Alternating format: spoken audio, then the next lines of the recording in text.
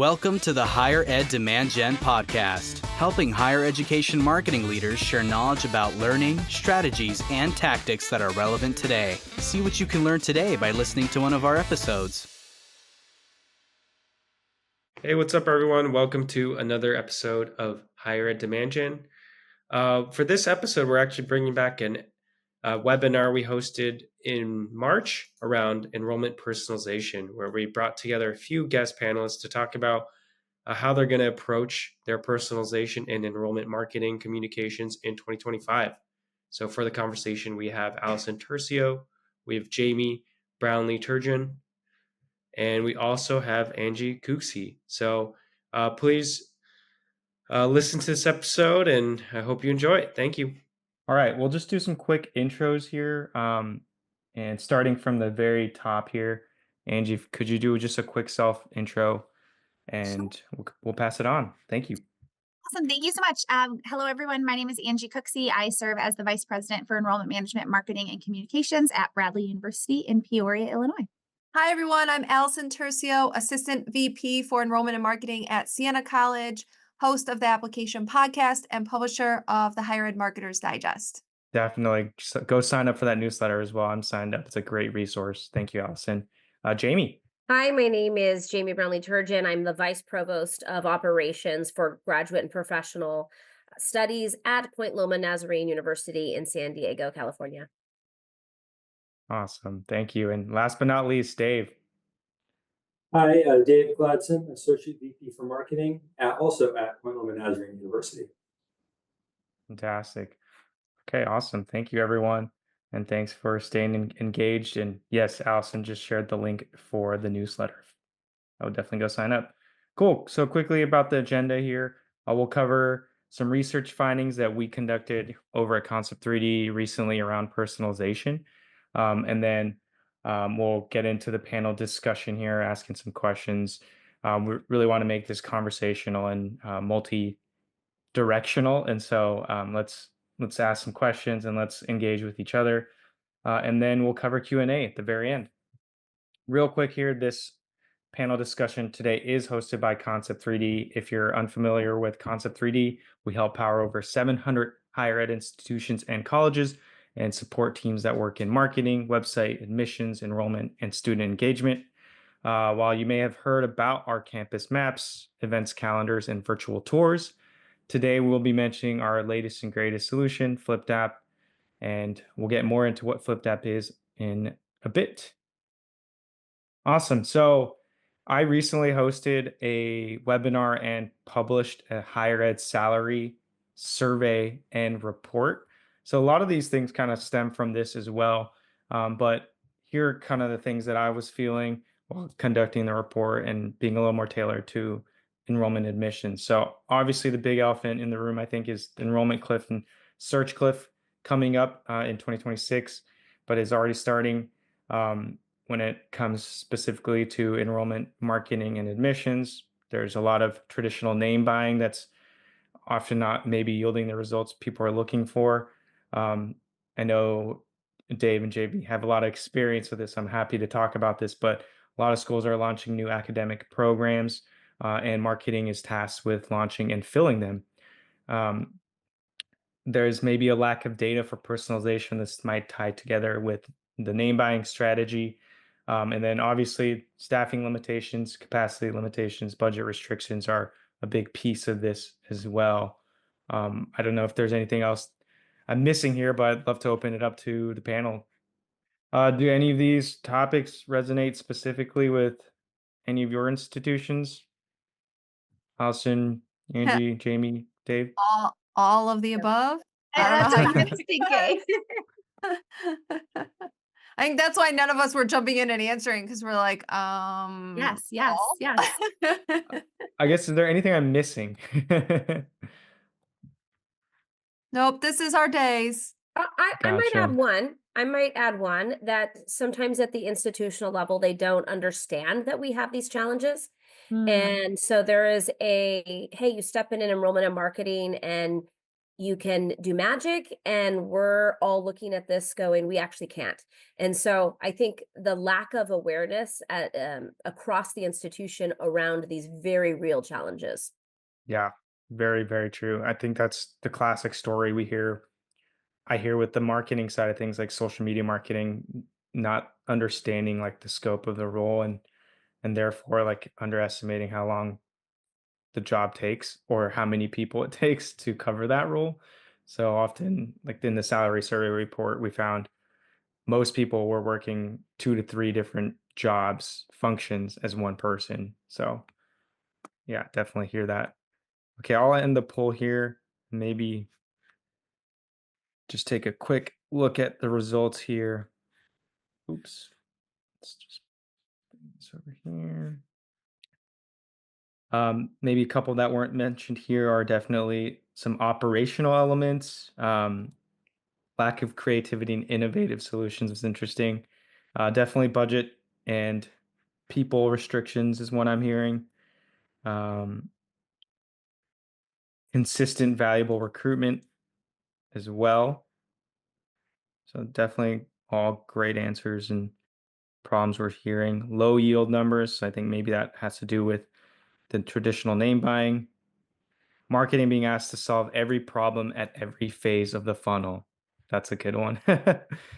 um, this is a good one too. That's very relevant to today. Increased competition with short-term credential programs like boot camps and apprenticeships, coupled with questions of ROI in higher ed. Net tuition going down for our students to yield a successful class, and specific demographic targeting is getting harder. So yeah, definitely a lot of pain points that we covered and some we didn't mention. So thank you for engaging. So I wanted to move on to the research that we did. We interviewed 500 high school juniors and seniors who were planning on attending college after high school. And here are some of the results we found, which I don't think will come at any surprise to anyone. But 85% are more likely to engage if they get personalized messages. 90% said recommendations help simplify decision making. So getting messages, speaking with counselors was helpful. 79% would consider a new college if they got one that was personalized and stuck out to them. 89% said they wanted an easier way to match interests with colleges. And 84% said that they want scholarship information in messages, followed by careers and campus life at 65% and 61% respectively. So it looks like, messages around scholarship, financial aid, financial opportunities is definitely still top, followed by how that matches to their career or end of school value add was important. And I was pretty surprised to hear campus life was also came in at third at 61%. Any surprises here? I guess to the panel here or to the chat. No, I mean, I don't want to give away too much about what we're going to talk about when we get into the meat of this, but I will say that we do a lot of one-to-one communication with students. We track all of those interactions and they yield like a tour. So when I see that 85% are more likely to engage if they get personalized messages, and when I say one-to-one, I mean, we have wrote that email that and the student can recognize it was only sent to them because the subject line is not just their name. It's like literally something in their essay or something their counselor told us about them, right? And the same with the email copy. So I'm not surprised, and I highly value those personalized messages already. Awesome. Well, thank you, Allison. I will move on here to our first panel question. So, how is your team utilizing personalization and outreach? What's working? What's not? It's a hot topic. So, I will pass this first over to Angie. Yeah. One of the things that I immediately thought about when I saw this question in advance of our call today is really that innate sort of desire to try to do everything that comes up every time. I mean, even just looking at the slides that you started with of like, here, all the things that are challenges in our field right now, right? And like to try to tackle all of that at once it becomes really insurmountable. And I think personalization really falls into that category of like, you just try to do everything, then you're not really landing anything. And so for us, I've been in this role for about 6 months, and really trying to take a look at things, do some trial and error, do some testing, see what's a realistic lift for the staff that we currently have. Like we have some aspirational goals that we would like to get to. We don't have the staff resources or we don't have the technology resources or whatever the thing is, maybe right now to do that. And so how are we building a strong foundation to be able to grow off of so that we, when we're ready to be there, we're not trying to scramble to get there, but instead can say like, we've put these things in place. I think the other thing in regards to what's working and what's not working is if anybody else's phone and email is anything like mine, there's a lot of partners in this space right now. And literally right before I jumped on this call, I got a call with somebody sharing their newest AI thing that's going to be the greatest thing, which is amazing. And we have to be good stewards of our own institutional bandwidth to see what's going to be the right partner for us to leverage those types of things. Because what's also not realistic for our teams is to just bring on everything. And again, then we can't really do anything. And so that's sort of the lens that I'm looking at everything in the personalization space through. For context, we're a mid-sized regional institution. We see around 10,000 applications a year. So certainly our volume is not as large as some other institutions, but it's not as small as some other institutions. And so trying to manage what does personalization mean for us, I think is a really important piece of where we're at right now. I'll jump in because Autumn's question is really related to what we're talking about here. Autumn's asking, how do we do one-to-one communications at scale? And the first thing is that we use data to tell us who we need to target in the one-to-one. We have an understanding of how many students we can reach in that way. At this point, we know how many we can get to in a day, in a week, etc. So we use data.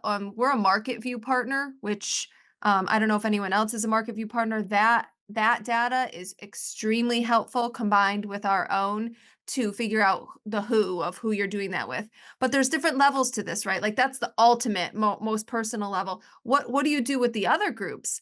You can still make something feel really personal. And there's a couple different ways to do that. One, you can still use information that you have on each student to make the content that you're sending very, very relevant, right? And I'm not just talking about mail merge thing like their name or their major merged in. We know more than that about students. So we can do a better job of making it feel personal, even if we didn't write it one-to-one. And the other way to do it is honestly, ask them personal questions. You don't even have to have the content be about something you know about them. But if you're asking them, how are you feeling about your college decision? How many colleges are you down between? I have my yield hat on right now, obviously, but this can be done at any phase of the process from the student. Just ask them about themselves, and that feels really personal. So there's different ways and different levels, but we really use data to target the who are going to get the one-to-one. And I'll add in our role on the graduate and professional studies side, the one-on-one is key for us. And when I jump in, I'm going to talk a lot about technology and leaning into the technology, but I really have to echo what Allison said. You have to know where your best ROI is for where you're going to do that personalization and high touch. Where do you absolutely need it? Where is it most relevant? What are the messages that are most relevant? So being able to have good data that speaks into, okay, if I only have this amount of effort, where do I place that effort to get the best bang for my buck? You've got to be looking at those data points. So I just want to echo that. I would add to that,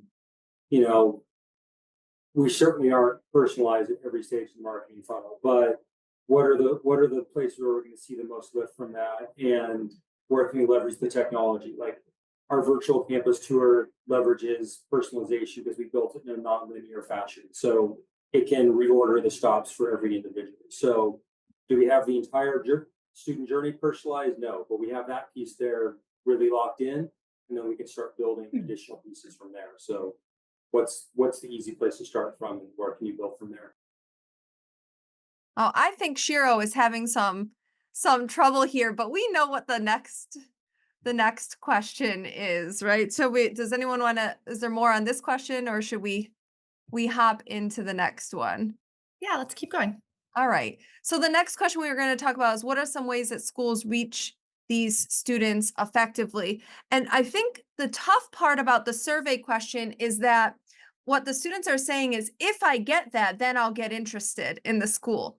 Well, we don't know an awful lot about a student before they're interested in us, right? So that's a tough one. I already gave the idea of just interacting with them in a way that feels personal, even if it's personal, if it's not personalized. So that's one way to do it.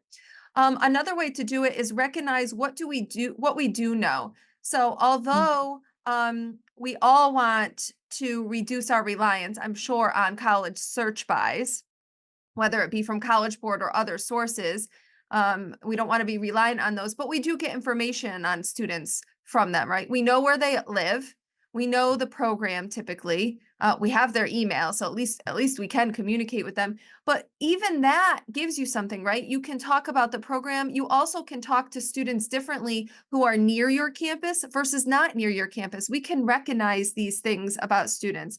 And then on the flip side, we can run advertising that feels personal, relevant in those ways. So even at the most basic level, a name we have purchased, there is a way to get more relevant and get more personal if we're willing to rise to that challenge. Yeah, I mean, for us in San Diego, that can be as simple as, if the prospect's from Orange County, we probably don't need to lead with our beach photos. But if they're from Minnesota, the beach photo is probably a pretty good place to start. But then beyond the hook, like, it's easy to have that really good hook for the first email message, but then what are you putting in the second, the third, the fourth? How are you keeping them engaged beyond just that first message? I think that goes into what our next question is, which, talks about that, what types of personalization resonate most with prospective students. And I know they shared what the students were looking for. For me, this is really the heart of the storytelling of what we do in our spaces. And I think that is one of the things that, a lot of us historically have just been an experience that's really transactional of, we got your name. Now we want you to visit, or we want you to apply, or we want you to deposit, or we really think as an industry about like the journey of which we have decided in higher ed of how a student should move through the path, whether that's a first year student or a transfer student or a graduate student. And this idea of personalization and incorporating it into all of our messaging, I think allows all of us to step back and say, like, what is the return on investment for these students? What is our value proposition? How are we talking about that?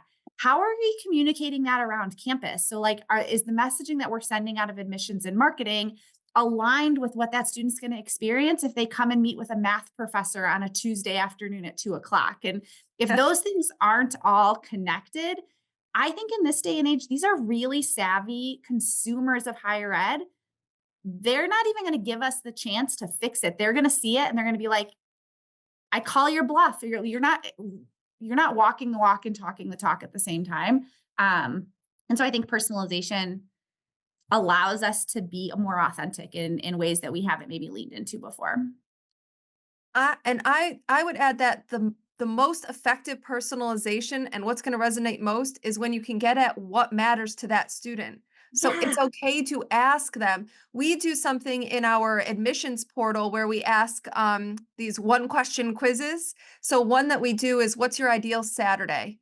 And we have options like exploring a new hiking trail and getting out in nature, attending a sports event or cheering on your favorite team, volunteering at a local community event. So the answers to those questions are really telling about what matters to the student, right? I didn't ask, what do you want more information on as it pertains to Sienna? I asked about them, which felt personal, and then I can tailor what we are putting in front of them, whether it's a follow-up email, a follow-up text message, the content in social media that we're putting in front of them. I mean, really the options are endless here. So I would say, don't be afraid to ask them where they are and what matters to them. We also use Halda. I don't know if anyone else uses Halda for this. That's another great tool. The way that we collect sort of the traditional RFI information in a way that doesn't feel like an RFI gives us that kind of actionable intelligence as well. So we have to look for those ways to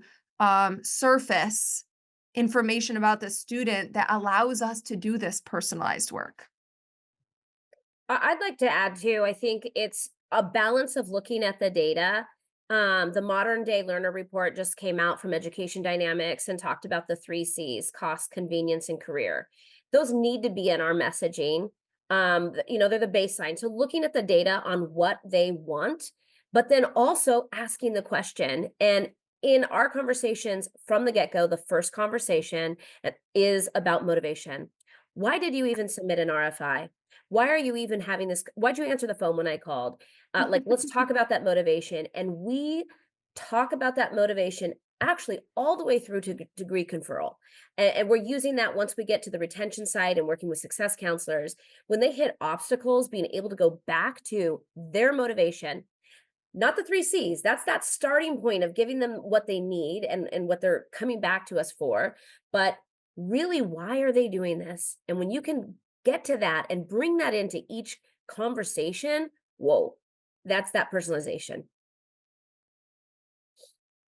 Jamie, I really like that you pointed that out. And thanks for dealing with my slow internet a little bit, everyone, and keeping the show on the road here. But I have a lot of conversations. I host a podcast specifically tailored mostly for enrollment marketing and marketing.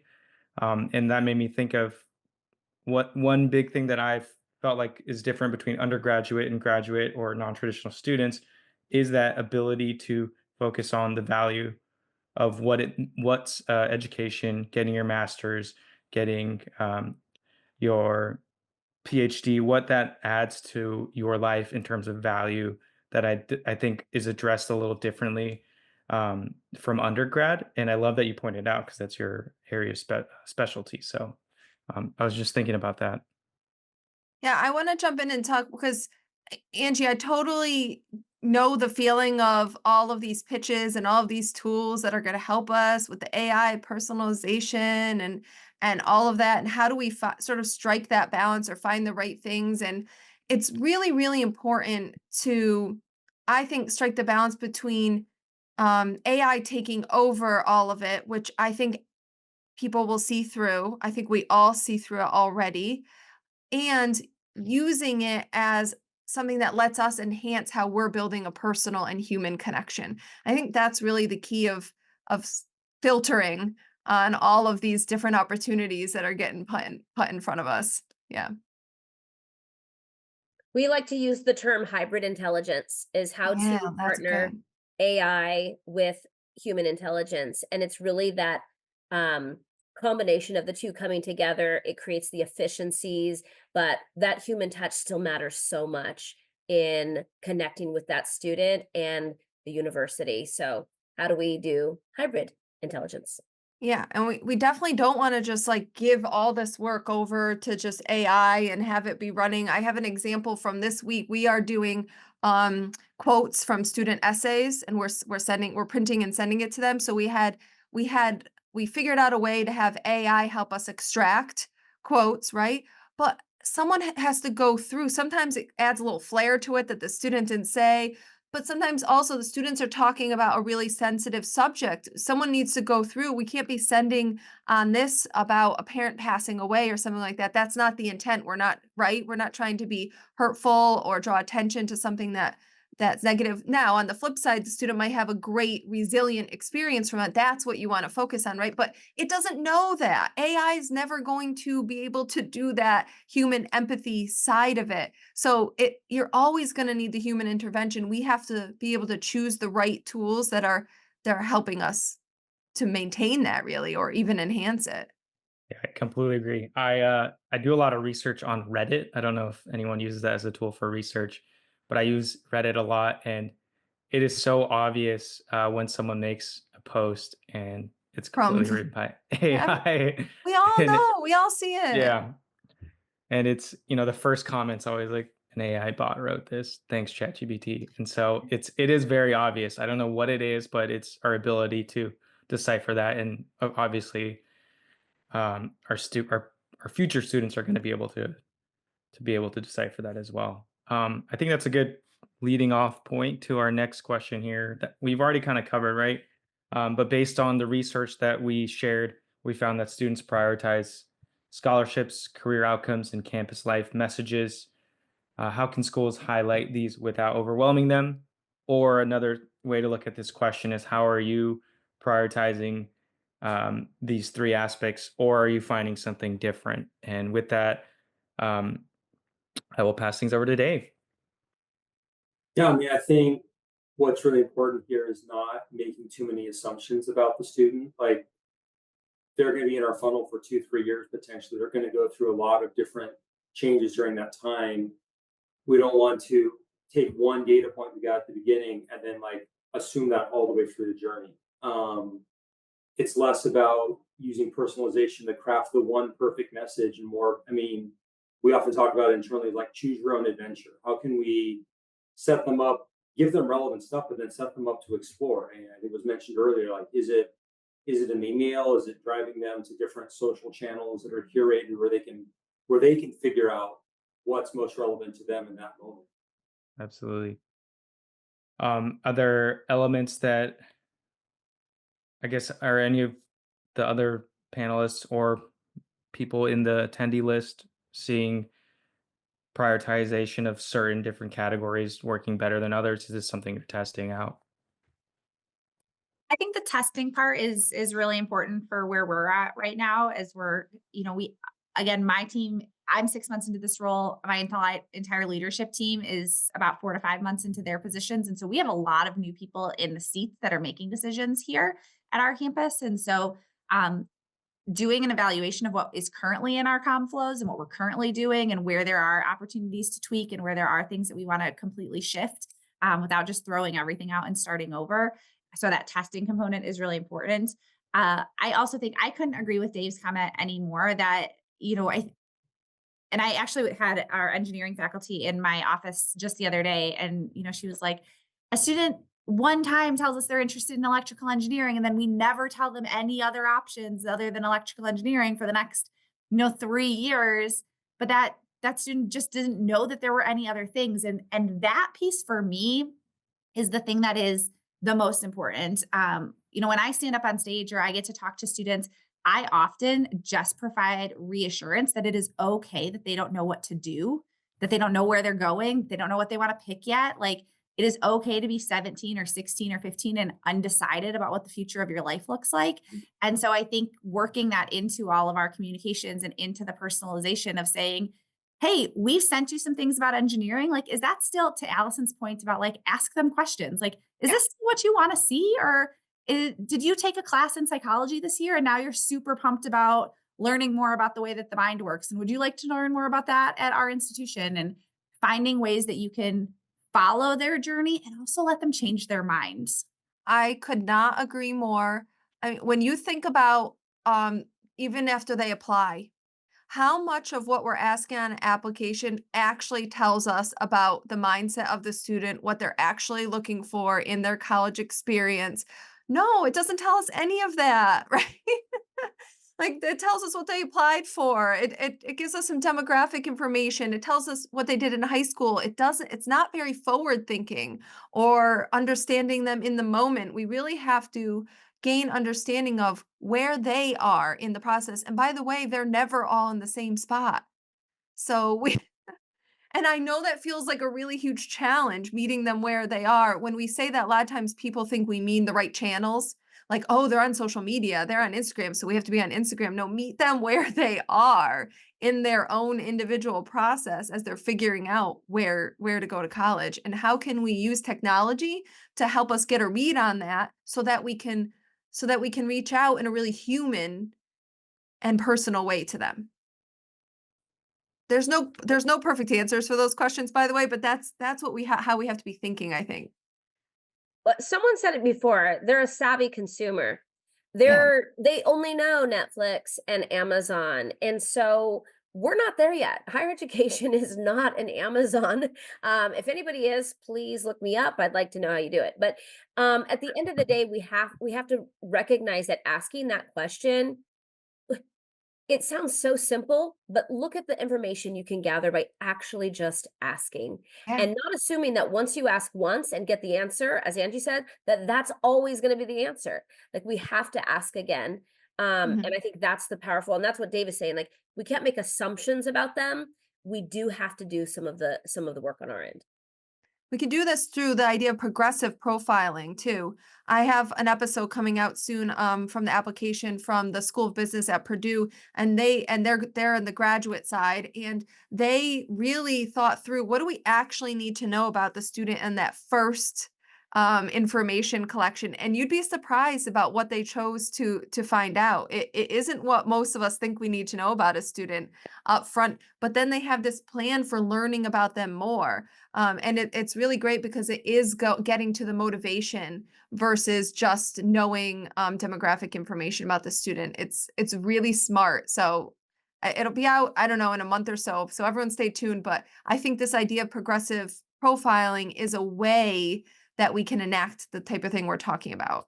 Yeah, I really like this. And going back to Angie's point here around um, ex- if they fill out an engineering RFI, that's all you expect from the student. I had a great conversation with Jonathan Blundell from Dallas College. He's helped build, I think it was 60 something nurture flows with personalization or some sort of a specificity in his 4 years. So just going back to again to the first slide, which it takes a lot of time to develop a lot of this messaging, email nurtures, right? It's taken them 4 years plus to build 60 plus nurtures. But one cool thing I learned is that if someone submits, let's say, like a aerospace engineering interest, they'll get an email series for just that. And then once they exit that, they'll enter a engineering school email cadence. So it tells them more about the engineering school. And then once they're done with that, it'll tell them more about the school as a whole or brand. And then they get put into a general nurturing flow after that. So it Yeah. really captures everything from just the specific program to, hey, like, what is the engineering school about? To, hey, what do we represent as a brand, as a school to our community? And that's what's worked best for him. Your mileage may vary, but I thought that was very, very cool and a simple approach to which he's always constantly optimizing, of course. But that was a cool thing I learned recently, and also will be on my podcast in a month as well. So yeah, that was Oh, it's great. flipped. We usually do the opposite, right? We usually Yep. start with the institution and the brand and then get more specific as we go. So that's cool. Yeah. No, it's cool. And he did mention there are like aspects of AI that he uses in there. He used to have like a strict cadence around like 2 or 3 weeks between each email. But now as technology's improved, there's like an auto send feature. And so he uses that in like the first 2 or 3 and then enters a normal cadence. So there's portions of it is using hybrid intelligence, Jamie, in order to really facilitate like better engagement. But ultimately, there is also one-on-one conversation going on. I think that leads pretty nicely into my next slide. I think I mentioned Flipped App a little bit earlier before, and we do mention AI with Flipped App as well, but it's not just about AI. We're really trying to flip the script of college admissions here. So you get access to thousands of students with personalized information that students submitted themselves when they joined Flipped App. And so going back to the word hybrid intelligence, I love this. Within the platform, you're able to use AI or not AI to search, find, and reach out to mission fit students directly on the platform versus via email or phone. And then you can start the conversation, maybe just your initial outreach email with personalization. So let's say like you're trying to find a student who's interested in hiking and the outdoors and wants a small school. You're able to use certain parameters that the student filled out in their profile search to be able to find that and maybe send a first initial outreach saying, hey, our school is a smaller institution. We really focus on smaller class sizes. And we also have a great outdoor scene. We have these clubs. We have this in our backyard. And so we're able to tailor a little bit more towards campus life as well. So It's a cool thing that we're just launching that we're really excited about, and we really think it'll help increase your applications and yield, particularly for smaller institutions that have mission that are looking for mission fit students. And I actually have Travis on the call. I don't know if you want to butt in and say anything else. He's my backup in case my internet goes out, but I think it's a good opportunity for him to speak as well. Yeah, we're just trying to give the ability for your team to have as much time as back as possible. So our team is doing those AI messages on your behalf too. And a lot of times it comes as a third party recommendation from our team saying, we saw based off of your profile, this is why we think you might be a fit for school. Is there any interest in connecting more? And then when they respond yes, we can get them connected with your team. And we're just trying to support it because we know you guys don't have time, a bunch of different areas. So we're trying to support that with your team. But we'd love to share a little bit more about it. So I'll pass it back to you, Shiro. Cool. Yeah, and then I have this quick image on the right hand of this slide. This is what a student example profile looks like. It tells them their story, what's really important to them in the required, important, nice to have sections. And that's basically the parameters you're able to see in order to start your conversations with personalized messaging. Awesome. Last panel question here we have is, what else is working for you? We've been talking a lot about AI, but I think there's a little bit more to come here. And with that, it doesn't have to be AI, by the way, which is what's working for you as a whole. So to start the conversation, I'll pass it to you, Jamie. Yeah, we love technology, and I love to meet with people that are selling technology just to know what is out there and what is possible. It can be overwhelming, but if you don't know what's out there, you can get stuck with just doing things how we've always done it. So for us, it is a constant in terms of, even when we find one, how do we look to move from just going live with the technology to efficiency to optimization? And I'll talk about our phone system. I'm super excited about our phone system that we got about a year ago. It's a really robust contact center and gives us a lot of tools for the counselors and for management, for data, for quality control, like a lot of what we can look at. But some of the things that we've been able to roll out is, we talked about, someone asked the question earlier about how do you scale one-on-one? And some of it is taking off the administrative tasks that our counselors have to do so that they can actually be talking to students and doing that personalization. Because for us, we still depend heavily on the counselors to provide that personalization. And so if if they jump off a call and they're spending 15 minutes, writing a summary of the call in our CRM, if they're then putting tasks and assigning tasks to themselves of like, when do I need to follow up and what do I need to do?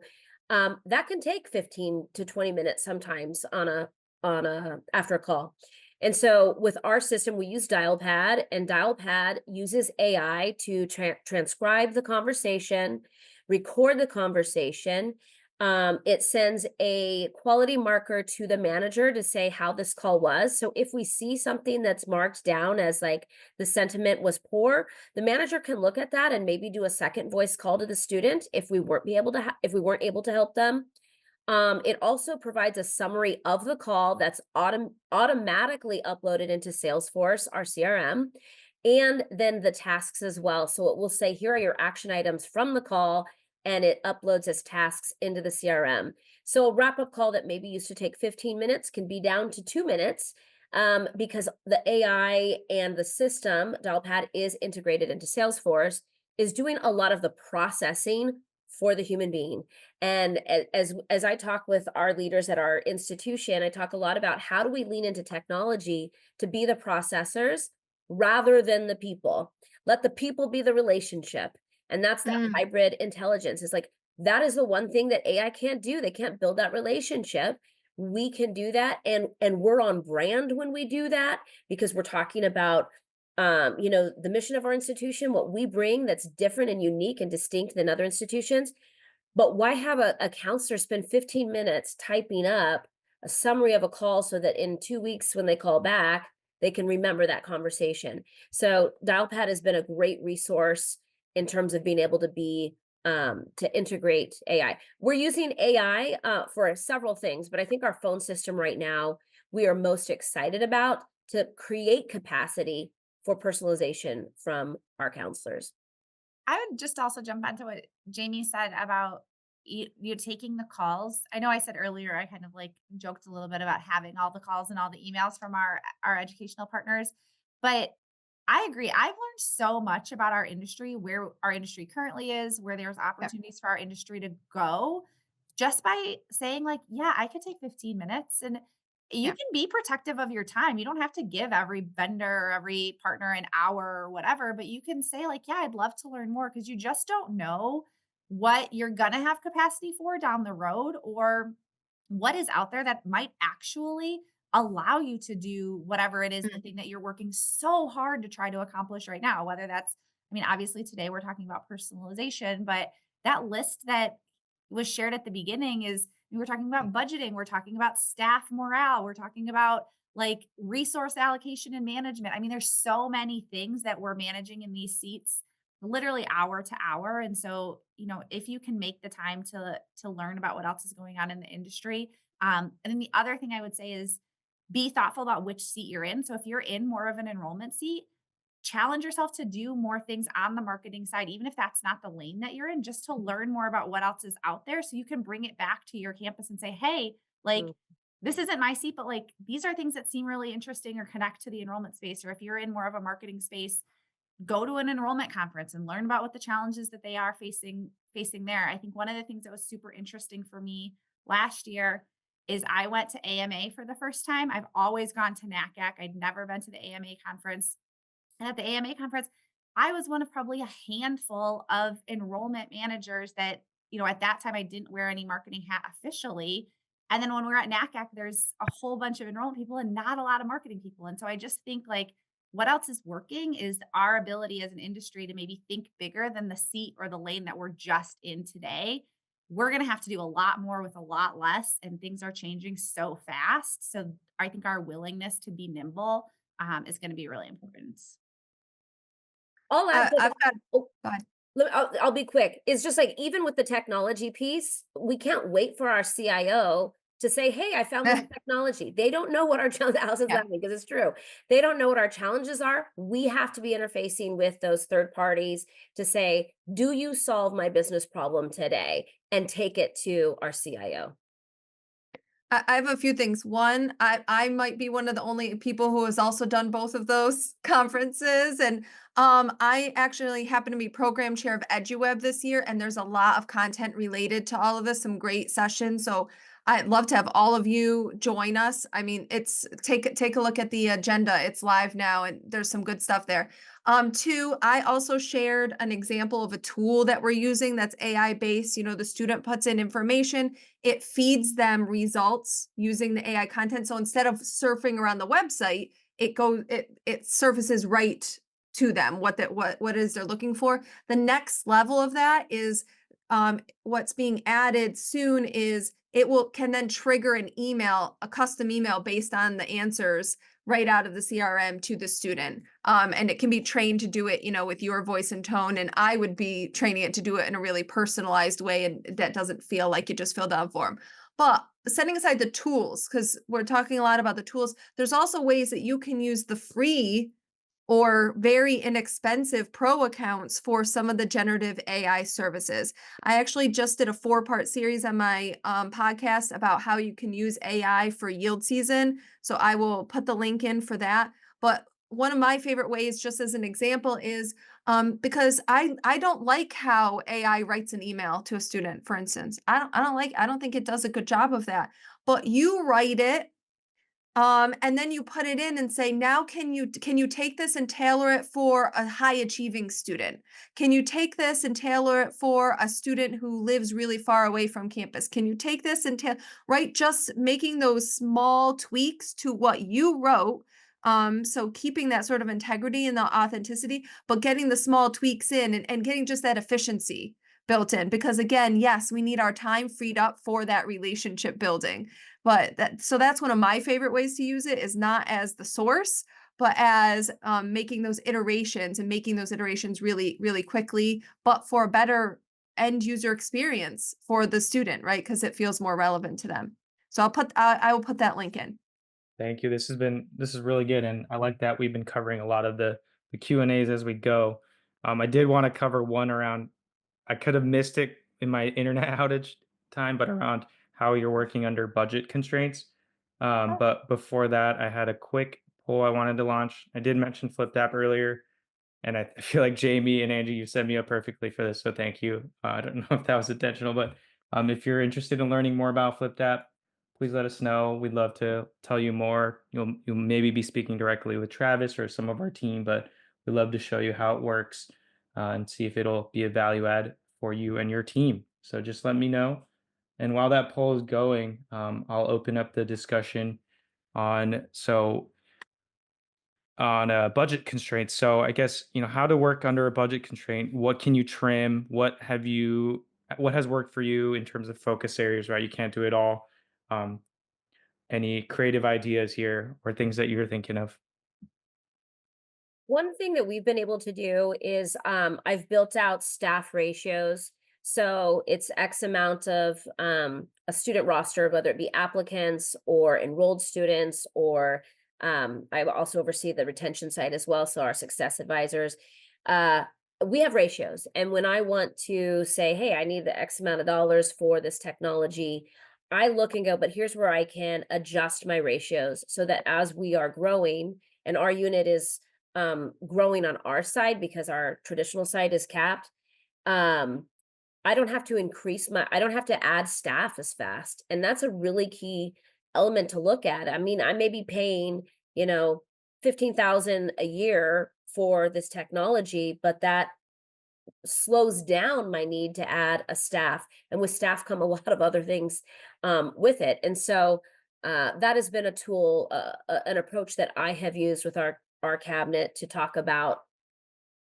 don't just add bodies. It's not the answer.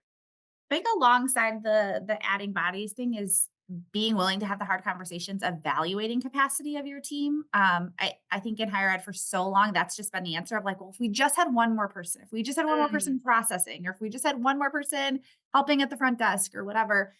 I think when you start to really kind of dig in and look under the hood, like there's a lot of time in day-to-day work that isn't optimized. And I'm not saying we should account for and regulate every minute of every person's day, but I do think we can do a better job assessing people's roles and being thoughtful about cross-training within divisions and creating more backups and doing things so that we don't have super siloed divisions. And I think that's one way to release some of those budget constraints is if you can create some better overlap, then you free up some of those like singular line dollars spent on just one human doing one job.